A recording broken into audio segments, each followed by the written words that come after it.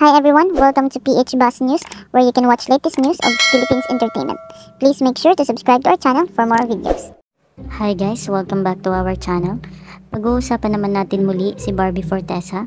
Napag-usapan nga natin sa ating previous vlog na pinagtanggol ni Barbie ang kanyang love team na si David Licauco sa isang reporter dahil sa pagdidiscredit sa contribution ni David sa love team. Napag-usapan din natin na meron ngang teleserye si Barbie kasama si David na maging sino ka man, at ito'y mapapalabas ngayong Lunes, September 11, at sana ay suportaan natin ito.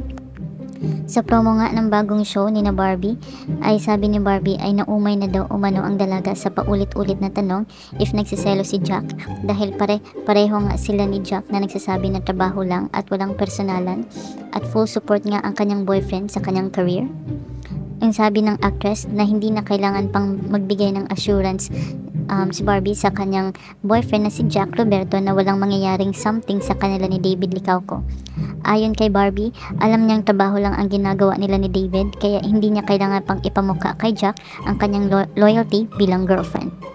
Ang sabi ng dalaga, siguro yung assurance na tinatanong niya sa akin sa set is kung nakakain pa ba ako, kung di iba ako natutuyuan ng pawis, yung ganun, yung my care.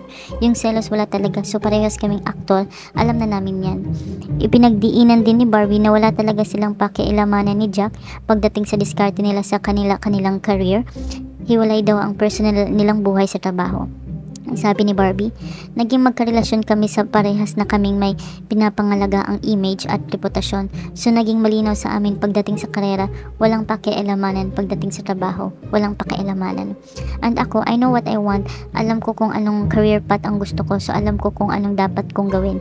Hindi ko kailangan ng boyfriend para magsabi sa akin kung anong dapat kong gawin.